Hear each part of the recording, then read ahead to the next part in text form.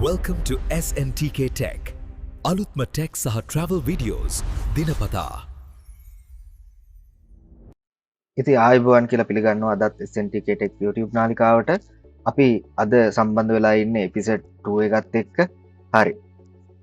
එහෙනම් අපි එපිසෝඩ් 1 එකේදී කරපු ඒ XAMPP installation එක ගැන හැමෝම මේ වෙනකොට බලලා ඇති. ඒක කරන්න කොහොමද කියලා හැමෝටම මේ වෙනකොට idea එකක් ඇවිල්ලා ඇති. අද දවසේදී අපිට ඒකත් ඕන වෙනවා. හරි.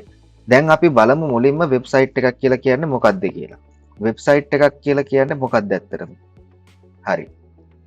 අපි ඕපන් කරගමු මුලින්ම මේ වෙබ් බ්‍රවුසර් එකක්. වෙබ් බ්‍රවුසර් එකක් විදිහට මම තෝරගත්තා Google Chrome කියන වෙබ් බ්‍රවුසර් එක. හරි. ඒක මම මේ වෙනකොට මිනිමයිස් කරගෙන තියාගෙන ඉන්නවා මගේ ටාස්ක් බාර් එකේ. ඒක ඕපන් කරගත්තා. හරි. මම මෙතනදී ටැබ් 4ක ඕපන් කරලා තියෙනවා වෙබ්සයිට් 4ක්. මේ වෙබ්සයිට් 4 ඔයාලා හැමෝම වගේ දන්න වෙබ්සයිට් 4ක්. එකක් තමයි google.com. මේ google.com කියන ඇඩ්‍රස් එක අපි කියනවා URL එකක් කියලා. Uniform Resource Locator. එතකොට මේ ඇඩ්‍රස් එක ඊට පස්සේ ටයිප් කරලා එන්ටර් කරාට පස්සේ අපි දන්නවා Google search කරනවා කියලා හැමෝම search කරනවා. ඊට පස්සේ YouTube එකට හැමෝම යනවා. YouTube එක කියන්නේ මොකක්ද කියලා දන්නවා. ඉතින් Facebook එකත් හැමෝටම වගේ Facebook account එකක් තියෙනවා. ඊට පස්සේ e-commerce platform එකක් විදිහට මේ e-commerce website එකක් විදිහට අපි දන්නවා මේ daras.lk කියන එක. අපි ඔන්ලයින් මොනවා හරි ඕඩර් කරනකොට අපි මේ වෙබ්සයිට් එක හරහා ඕඩර් කරනවා. ඉතින් මෙන්න මේ වගේ එකකට කියනවා අපි වෙබ්සයිට් එකක් කියලා. නේද? මේ වෙබ්සයිට් එක මොනවද තියෙන්නේ? මං කිව්වා අන්න ඒකට ඇක්සස් කරන්න තියෙන්න ඕන මුලින්ම අපි වෙබ් බ්‍රවුසර් එක කරහා අපි මේකට ගිහිල්ලා ඒ ඇඩ්‍රස් බාර් එකේ අපි ටයිප් කරනවා ඒ වෙබ්සයිට් එකට අදාළ URL එක. URL එක එහෙමත් නැත්නම් අපි ඇඩ්‍රස් එක කියලා කියමුකෝ. ඒක ටයිප් කරලා එන්ටර් කරාට පස්සේ අපිට පෙන්නනවා මෙන්න මේ වගේ අකුරු. ඊට පස්සේ මෙන්න මේ වගේ ගියාම තව වීඩියෝස් තියෙන ඒවා තියෙනවා. ඊට පස්සේ මෙන්න මේ වගේ දැන් ලොගින් පේජ් එකක් එක්ක තියෙන එකක් තියෙනවා වෙන්න පුළුවන්. ඊට පස්සේ තව මේ වගේ අපිට ඕන එකක් බලලා අපිට ඕඩර් කරගන්න පුළුවන් හැකියාවක් තියෙන ඒවා තියෙනවා. හරි. එතකොට වෙබ්සයිට් එකක් කියලා කියන්නේ මොකක් හරි ඒ අවශ්‍යතාවයන් සඳහා උදාහරණයකට එක ආයතනයක තියෙන ඒ ආයතනය පිළිබඳ තියෙන විස්තර ටික ඇතුළත් කරලා තියෙනවා වෙන්න පුළුවන්. තවත් ඒ ආයතනයට අදාළ පාරිභෝගිකයන්ට වෙන්න පුළුවන්. එහෙමත් නැත්නම් පරිශීලකයන්ට ඒ සම්බන්ධයෙන් තොරතුරු දැනගන්න ඒ දේවල් ඒකේ ප්‍රකාශ කරලා තියෙනවා. ඒවා අප්ලෝඩ් කරලා තියෙනවා. ඉතින් ඒ වගේ එකකට අපි කියනවා වෙබ්සයිට් එකක් කියලා. නේද? එතකොට වෙබ්සයිට් එක තියෙන්න පුළුවන් අකුරු තියෙන්න පුළුවන්, පින්තූර තියෙන්න පුළුවන්, වීඩියෝස් තියෙන්න පුළුවන්, ඕඩියෝස් තියෙන්න පුළුවන්. මේ හැම එකක්ම තියෙන්න පුළුවන්. එහෙමත් නැත්නම් තවත් තැනකට ලින්ක් වෙන්න තැන් තියෙන්න පුළුවන්. ඒ වගේ ගොඩාක් දේවල් මේ වගේ තියෙනවා. එහෙනම් ඒ වගේම සමන්විත වෙච්චි සේවාදායක පරිගණකයක සර්වර් එක හොස්ට් කරලා තියෙන අපිට ක්ලයන්ට් කෙනෙක් විදිහට තව පැත්තක ඉඳලා ඒකට ඇක්සස් කරන්න පුළුවන් හැකියාවක් තියෙන එකකට අපි කියනවා වෙබ්සයිට් එකක් කියලා. මම ඔය ටිකක් සරලව මේක ඔයාලට පැහැදිලි කරේ. මේක පොතේ තියෙන විදිහටම ඔයාලට දැනගන්න අවශ්‍ය නම් අපි මොකද කරන්නේ? මෙන්න දැන් Google එක තියෙනවනේ. ඒකේ අපි සර්ච් කරනවා what is a website කියලා සර්ච් කරනවා. සර්ච් කරාට පස්සේ ඔන්න ඊට පස්සේ අපිට ඒකේ AI overview එකක් මේ විදිහට පෙන්නනවා. බලන්න website is a collection of related web pages, images and other file links together under a single domain name and accessible through the internet.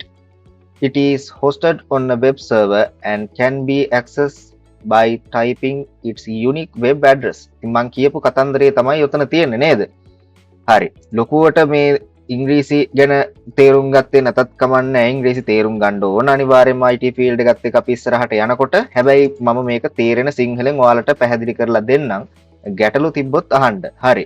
එතකොට වෙබ්සයිට් එකක් කියලා කියන්නේ මෙන්න මේ වගේ එකක්. හරි. එහෙනම් දැන් මේ වෙබ්සයිට් ඕඩම් එකක් හැදිලා තියෙන්නේ කොහොමද කියන එක අපි ඊට පස්සේ බලන්න එපා. දැන් මේවා මෙහෙම තියෙන්නේ කොහොමද කියන එක තමයි අපි ඊළඟට ඉගෙන ගන්න ඕනේ. එහෙනම් මෙන්න මේ වගේ එකකට කියනවා වෙබ්සයිට් එකක් කියලා.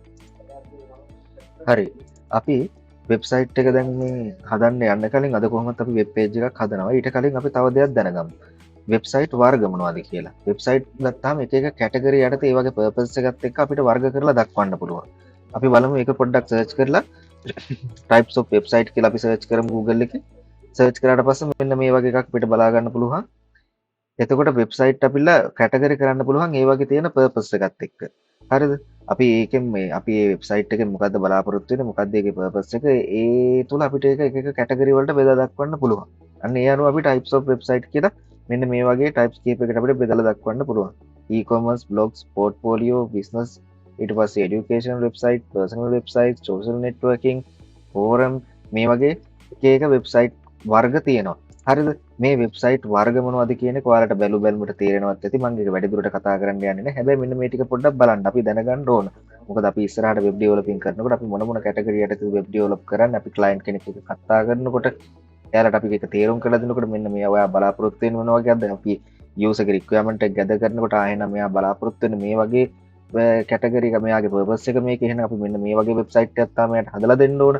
අන්න ඒ ටික ඔයාලා දැනගන්නකොට ඔයාලට අනිවාර්යයෙන්ම මෙන්න මේ ටයිප්ස් ටිකක් ගැන අවබෝධයක් තියෙන්න ඕන. මොනවද අපිට හදන්න පුළුවන් වෙබ්සයිට් අපි ඒවට අපේ ශේෂ්ත්‍රයේදී අපි කොහොමද අපි ඒක හඳුන්වන්නේ? අන්න ඒ ටික අපි දැනගන්න ඕන. හරි. ඒ ගැන මම වැඩිදුරට ආයෙ කතා කරන්නේ නැහැ. මේවා ඔයාලා මේ විදිහට පොඩ්ඩක් මේක ගැන බලන්න. හරි. අද දවසේ තවත් වැදගත්ම දෙයක් ගැන තමයි කතා කරන්න යන්නේ. ෆුල් ස්ටැක් ඩිවෙලොපර් කෙනෙක් තමයි මේ කෝස් එක ඉවරනකොට වෙන්නේ. ඒකට හැබැයි ඉතින් ඔයාගේ උනන්දුවක් තියෙන්න ඕන. මම දන්න දේ උපරිමයෙන් මම ඔයාලට කියලා දෙනවා. හරි. අපි බලමු කොහොමද ෆ්‍රන්ට් එන්ඩ් එක සහ බෑක් එන්ඩ් එක කියන්නේ මොකක්ද කියන එක අපි බලමු. ෆ්‍රන්ට් එන්ඩ් එක කියලා කියන්නේ අපි වෙබ්සයිට් එක මොකක්ද කියලා බැලුවානේ වෙබ්සයිට් එකක් කියන්නේ මොකක්ද කියලා. හරි. වෙබ්සයිට් එකක මේ වගේ එක එක මේක හෝම් පේජ් එක ඒ වගේ තව මේ දැන් මෙතන පේනවනේ මේ මෙතන නවබයි කියලා අපි කියනවා මේ වගේ තව පේජස් තියෙනවා. ඒවට යන්න පුළුවන්. හරි. ඒ කොහොම හරි වෙබ් පේජ් එකක් ගත්තහම අපිට වෙබ් පේජ් එකේ පේන කොටස වෙබ් පේජ් එක අපිට ඉස්සරහින් පේන්න තියෙන කොටසට අපි කියනවා ෆ්‍රන්ට් එන්ඩ් එක කියලා. ඒ ෆ්‍රන්ට් එන්ඩ් එක ගත්තාම අපිට පුළුවන් මේ වෙබ් බ්‍රවුසර් එක F12 ප්‍රෙස් කරලා කීබෝඩ් එකේ F12 එක ප්‍රෙස් කරොත් එහෙම අපිට මේකේ එලිමන්ට් බලා ගන්න පුළුවන්. මොන වගේද මේක හැදිලා තියෙන්නේ. ප්‍රධාන වශයෙන් අපි වෙබ් ඩෙවලොප් කරනකොට අපි ගන්න ලැන්ග්වේජ් එක තමයි HTML කියලා කියන්නේ. Hypertext Markup Language කියන එක. හරිද? ඊට අමතරව අපි ගන්නවා JavaScript ඒ වගේම PHP ලැන්ග්වේජ් එකත් භාවිතා කරනවා. ඊට පස්සේ CSS ඒ වගේ අපි භාවිතා කරනවා මේ අපි වෙබ් ඩෙවලොපින් කරනකොට. එතකොට මෙතනදී ෆ්‍රන්ට් එන්ඩ් එකේදී අපි බහුලවම භාවිතා කරන්නේ HTML JavaScript ඒ වගේම CSS. මේ වගේ කොහොමද භාවිතා කරන්නේ වගේ මොකද්ද වෙන්නේ කියන එක මම පැහැදිලි කරනවා. දැනට ෆ්‍රන්ට් එන්ඩ් එක කියන්නේ මෙන්න මේක කියන එක මතක තියාගන්න. ඊට පස්සේ බෑක් එන්ඩ් එක කියලා කියන්නේ මේ වෙබ්සයිට් එකක් ගත්තාම දැන් මට මේකේ බෑක් එන්ඩ් එක වලට පෙන්වන්න මට මේකේ ඇක්සස් නැහැනේ. හරිද? එතකොට බෑක් එන්ඩ් එක කියලා කියන එක නිතරම එයාට ක්ලයන්ට් මේක යූසර්ට ඒක නිරාවරණ ඒක ඇවිල්ලා එක්ස්පෝස් වෙන්නේ නැහැ. ඒක තව කෙනෙක්ට බලන්න බෑ. ඒක ඩිවෙලොපර්ට එහෙම නැත්නම් ඒකේ හිමිකරුවන්ට ඒ කට්ටියට ඇරෙන්න ඒක කාටවත් එහෙම බලන්න බෑ. ඒ බෑක් එන්ඩ් එකේ තමයි මේ අදාළ සෑම දෙයක්ම ස්ටෝර් වෙලා තියෙන්නේ. ඒකේ තියෙන ඩේටා ඊට පස්සේ තියෙන ටේබල්ස් මොනවද ඩේටාබේස් මොනවද ඒ හැමදේම ස්ටෝර් වෙලා තියෙන්නේ ඒකේ.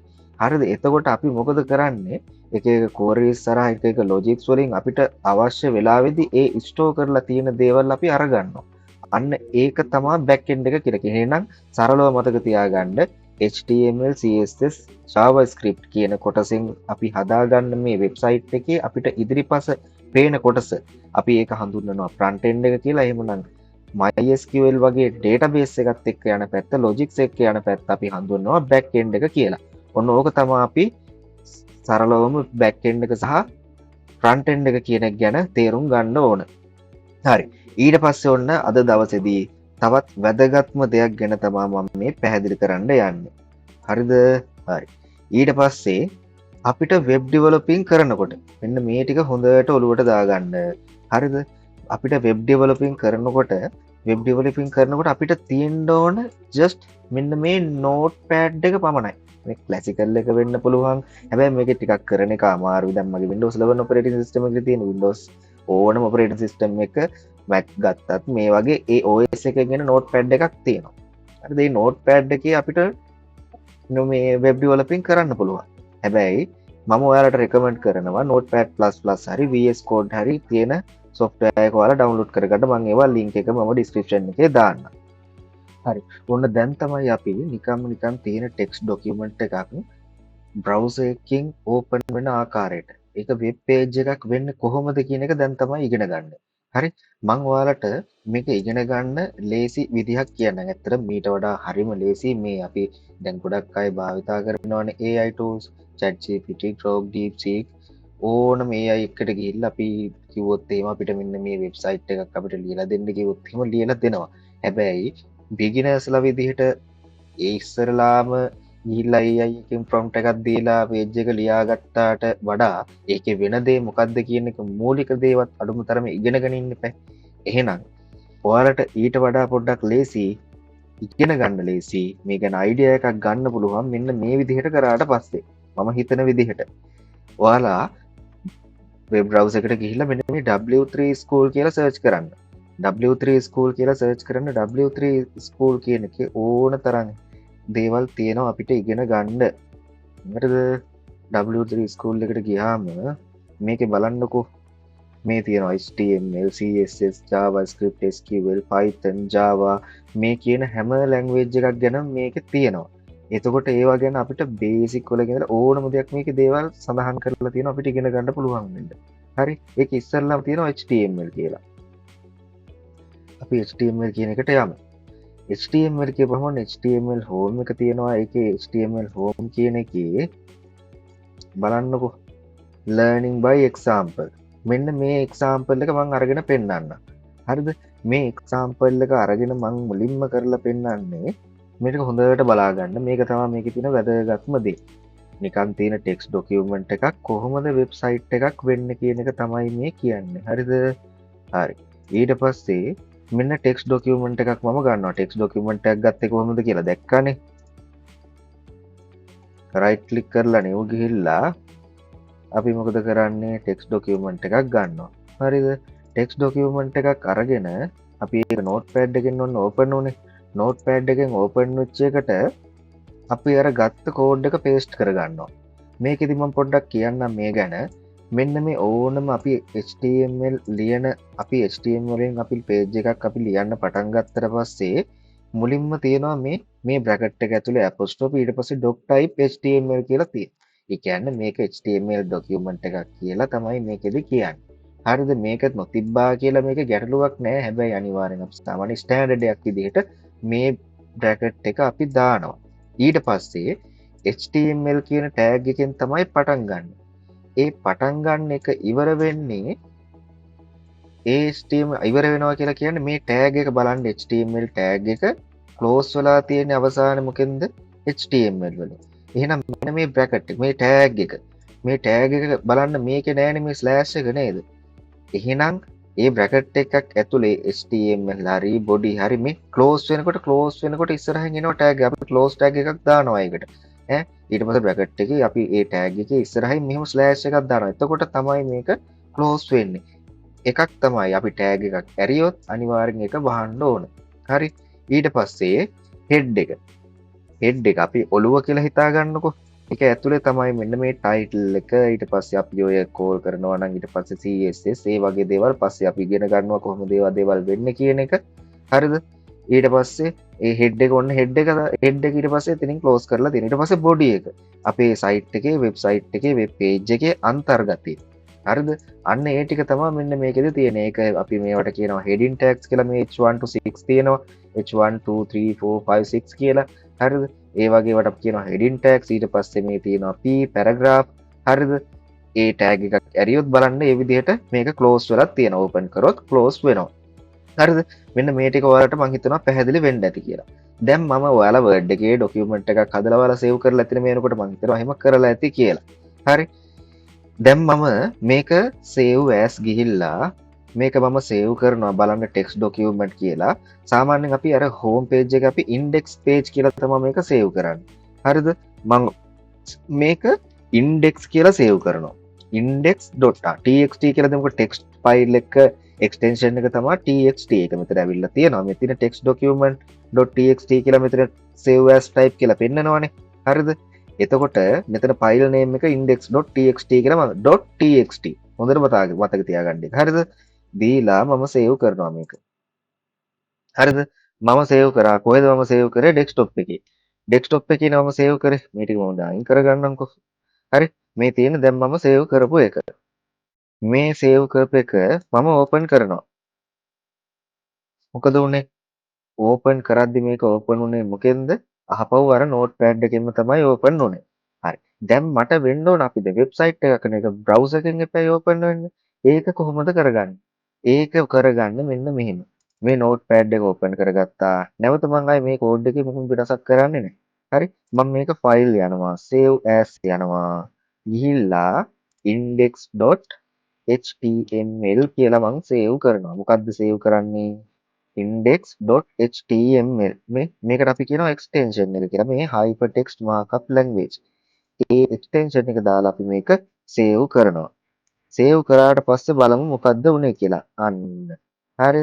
මේ දෙකේ වෙනස පේනවද ඔයාලට? මේක නිකන් ටෙක්ස්ට් ડોකියුමන්ට් එකක්. හැබැයි මේකෙන් මොකද උනේ? බ්‍රවුසර් එකට ඇක්සස් ආවා. මේක අපි ඩබල් ක්ලික් කරොත් එහෙම නැත්නම් රයිට් ක්ලික් කරලා ඕපන් කරොත් මේක ඩිෆෝල්ට් ඕපන් වෙන්නේ බ්‍රවුසර් එකකින්. හරි. මම මේක Chrome එකෙන් ඕපන් කරන්න ඕන නිසා මම මොකද කරන්නේ? රයිට් ක්ලික් කරලා ඕපන් විත් ගිහලා නෑ. අපිට ඕන බ්‍රවුසර් එකකින් ඕපන් කරගන්න පුළුවන්. මම Chrome එකෙන් ඕපන් කරලා පෙන්නන්නම්. හරි. Google Chrome එකෙන් ඕපන් කරගන්න රයිට් ක්ලික් කරලා ඕපන් විත් ගිහලා Google Chrome දෙනවා. හරි. ඊට පස්සේ බලන්න. දැන් බලන්න මෙන්න මේ ටික. page title කියලා මෙතන තියෙනවා. මේ තමයි title එක. හරිද? ඊට පස්සේ මෙතන තියෙනවා this is heading. ඊට පස්සේ මේ paragraph. හරි. දැන් මොකද කරන්නේ? මම කියවනේ notepad++ කියලා. හරි. notepad++ එක. notepad notepad එක ඇවිල්ලා අපි ඩවුන්ලෝඩ් කරගමු. notepad එක ඩවුන්ලෝඩ් කරගන්න කොහොමද notepad එක ඩවුන්ලෝඩ් කරගන්නේ? notepad++. සර්ච් කරන්න. browser එකට ගිහලා notepad++ කියලා සර්ච් කරන්න. ඊට පස්සේ මේ notepad කියලා එනවා. ඒකට ගිහිල්ලා ඔයාලට මෙතන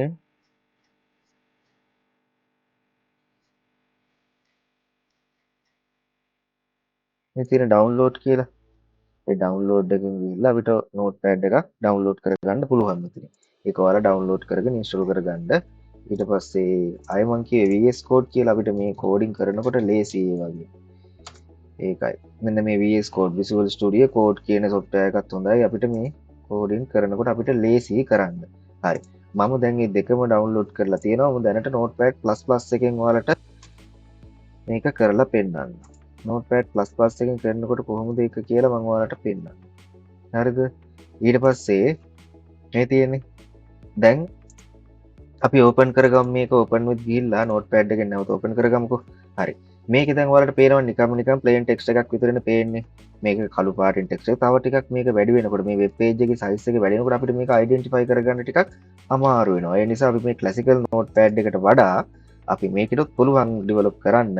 හැබැයි අපි notepad++ එක වගේ නෝට්පෑඩ් එකක් තමයි අපි භාවිතා කරන්න මේකට. ඊට පස්සේ මේකට දැම්මට පස්සේ ඔයාලට පේනවනේ දැන් මේකේ කිසි වෙනසක් නැහැ. මේක අපිට මේ විදිහටමයි පේන්නේ. අපිට මේක වෙනස් කරගන්න පුළුවන්. මේකේ තියෙනවනේ මෙන්න මේ language කියලා එකක්. ඒකේ මෙන්න මේ H අකුරෙන් තියෙනවා මෙතන HTML කියලා එකක්. හරිද? ඒක දුන්නට පස්සේ ඔයාලට පේනවද මේකේ මේ පාට වෙනස් වුණා මේකේ. හරි? පාට වෙනස් වුණා. හරි. මේ වගේ තියෙන ඊට පස්සේ ටැග් වල තියෙනවා වෙනස් ටැග් තියෙනවා ටික වෙනම කලර් එකක් ආවා. ඊට පස්සේ ඒ වගේ කන්ටෙන්ට් එක ඇතුලේ තියෙනවා ටික තව කලර් එකක් ආවා. හරිද? ඒ වගේ. එහෙනම් notepad++ එක පොඩ්ඩක් භාවිතා කරන්න. මම දැනට ඔයාලට ඊට පස්සේ දෙන්නම්. මම ඔයාලට පොඩි කෝඩින් එකක් දෙන්නම්. ඔයාලා ඒක වෙනස් කරලා බලන්න. අද දවසේ එපිසෝඩ් එකේ අවසාන හරියට දැන් ඇවිල්ලා ඉන්නේ. මම ඔයාලට පළවෙනි එපිසෝඩ් එකේදී කිව්වනේ මේ සෑම් වෙබ් සර්වර් එකට දාලා මම පෙන්නන්නම් කියලා අපි කොහොමද මේ පේජ් එකක් අපි ලෝකල් හොස්ට් එකේ තියෙද්දී බ්‍රවුසර් එකෙන් ඕපන් කරගන්නේ. තාම පාස්වර්ඩ් එකක් දෙන විදිය ගැන එදා මට කියන්න බැරුණා. ඒකත් මේ පාරදී මම කියන්නම් කියලා කිව්වා මේ එපිසෝඩ් එකේදී. හරි. දැන් මේක අපි ඕපන් කරලා බලමු. මම පොඩි පේජ් එකක් හදාගත්තා. ඔයාලට මගේ ඩිස්ක්‍රිප්ෂන් එකේ මේක ඇටච් කරන්න. ඔයාලා ඒක අරගෙන බලන්න වෙනස් කරලා. හරි. මම අර කිව්වා වගේ notepad++ එක ඩවුන්ලෝඩ් කරගන්න. ඒකෙන් ඔයාලට එඩිට් කරන එක ලේසියි. හරි. මේ තියෙන්නේ මම ඔයාලට දෙන පේජ් එක. ඉතින් මේ පේජ් එක මම බ්‍රවුසර් එකෙන් ඕපන් කරගත්තට පස්සේ මේ වගේ මම මේ ඔන්ලයින් තමයි මේ ඉමේජ් එක මේකට ලින්ක් කරලා තියෙන්නේ. ඒ වගේම channel එකේ link එක මම මේකට දාලා තියෙනවා. එතකොට ඔයාලට මේකෙදී කොහොමද hyperlink එකක් දෙන්නේ? කොහොමද එතකොට ඉමේජ් එකක් ඇඩ් කරගන්නේ? ඒකත් බලා ගන්න පුළුවන්. ඔයාලට අර මම පෙන්නපු W3 ස්කූල් එකෙන් තවදුරටත් මේ ගැන බලන්න. දැන් ඒත් එක්ක මම මේක කොපි කරලා පෙන්නන්නම්. අපි දාන්න ඕන ඉස්සරලාම හරි. ඊට කලින් මම කිව්වනේ මේ සෑම්ප් එක අපි ස්ටාර්ට් කරගෙන තියාගන්න ඕනේ කියලා. ඒක මතක ඇතිනේ ඔයාලට එදා කරා. සෑම්ප් වෙබ් සර්වර් එක ඊට පස්සේ Apache MySQL එක ස්ටාර්ට් කරගන්න. ඒක ස්ටාර්ට් කරගත්තේ නැත්නම් අපිට browser එකෙන් access කරන්න බෑ. හරි. ඊට පස්සේ C partition එකට යන්න. ඒකේ SAM කියන එකේ htdocs කියලා folder එකක් තියෙනවා. මොකද්ද? htdocs කියලා folder එකක් තියෙනවා. ඒක ඇතුළට යන්න. ඒක ඇතුළට ගිහිල්ලා මේක copy කරන්න. මම කලිනුත් මේක දාලා තිබ්බින්ද දැනට මට replace කරන්න ආවා. හරි. මේක ආවයින් පස්සේ අපිට browser එකට ගිහිල්ලා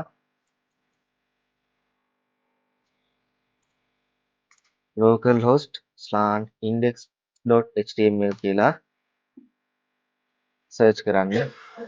එන්ටර් කරන්න මෙතන ඇඩ්‍රස් එක ගහලා ඒ විදිහට. එතකොට අපිට මේක බලා ගන්න පුළුවන්. හරිද? අර page එක එතකොට මේ විදිහට load වෙනවා.